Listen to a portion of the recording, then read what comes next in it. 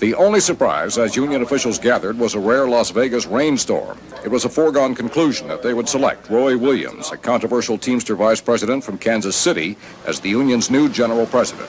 The meeting took only 15 minutes, the vote was unanimous, and Williams left, declining to answer questions. It was ironic that the choice was made here in Las Vegas. Some of the major hotels and casinos here were built with money loaned by the Teamsters Central States Pension Fund. It was such loans that led the government to charge the fund had been mismanaged and forced the resignation of its trustees, among them Roy Williams. And there have been recent reports that Williams might be indicted for allegedly offering a Las Vegas land deal to a former senator for a legislative favor. Just this week, the government has again made known its interest in Williams' past. Williams' name has previously been linked with this man, Nick Savella, the reputed head of organized crime in Kansas City. And in court documents this week, the government disclosed that in its investigation of Savella's activities in 1979, wiretaps were placed on Williams' phones, both at his suburban ranch home and at his union office in Kansas City. No details of any overheard conversations were released. Attorneys for Savella have told ABC News they see the disclosure of the wiretaps as an attempt to embarrass Williams on the eve of his election. Williams and 4 other men were charged in an 11-count indictment with fraud and conspiracy to commit bribery. The Teamsters interim president has been indicted 3 times in the past on charges of embezzlement and falsifying union records, but has never been convicted. A U.S. attorney and members of the federal organized crime strike force in Chicago would not answer questions today when they revealed the indictment, but it stems from years of government investigation of the union's Central States Pension Fund, which is headquartered here. Williams was a trustee of that fund for more than 20 years before being forced by the government to resign. Among the others indicted today, Chicago insurance executive Alan Dorfman, who controlled the purse strings for the fund for many years and who was once convicted of taking kickbacks, and Joseph Lombardo, reputed to be affiliated with organized crime in Chicago, a man who does not like having his picture taken. The target of the alleged bribery plot, Nevada Democratic Senator Howard Cannon, whom the government decided earlier not to prosecute.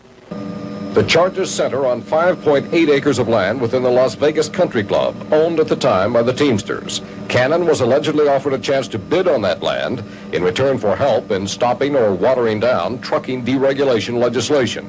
Cannon has admitted that he met with Williams, Dorfman, and other union representatives in January of 1979, and that both the land and the legislation were discussed.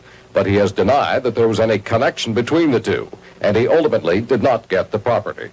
Williams in Las Vegas did not answer reporters' questions today, but in a written statement he called the charges a damned lie. And in an interview last week, he told us he wasn't worried about an indictment.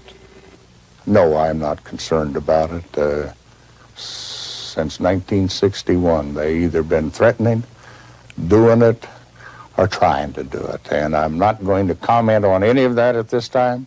If convicted on all counts, Williams and the others could each face a maximum 55 years imprisonment and $29,000 in fines. They will be arraigned a week from today, just before a convention where Williams is expected to be officially named president of his union. Barry Seraphin, ABC News, Chicago. The report comes from a subcommittee which has been investigating the Teamsters for a long time, and much of its investigation has focused on Williams. The report lists numerous allegations of ties between Williams and organized crime. It cites this document, said to be a formula for dividing skim money from Las Vegas casinos, and the notation rancher, according to authorities, a code name for Williams. It quotes a Justice Department memorandum describing Williams as under the complete domination of Nicholas Savella, a reputed Kansas City mobster. And Sam Nunn, the subcommittee's ranking Democrat, says there is more. We had a witness who had appeared before our Kansas City mob violence hearing that talked about Williams allegedly being a mole, having been coached for a long time by the Kansas City mob to be a part of the Teamster leadership. Last year, the subcommittee asked Williams about such allegations. It got the same answer 23 times. On the advice of my attorney, I respectfully declined to answer that question on the grounds that my answer may incriminate me or tend to do so. Now the subcommittee is asking the Labor Department to put such questions to Williams in an administrative hearing, and if not satisfied, to go to court to try to force him out of any position of authority in the union. There's been no comment from the Labor Department and none from Williams, who still may face further problems from the federal government, including a possible indictment by a Chicago grand jury, perhaps as early as today. Barry Seraphin, ABC News, Washington.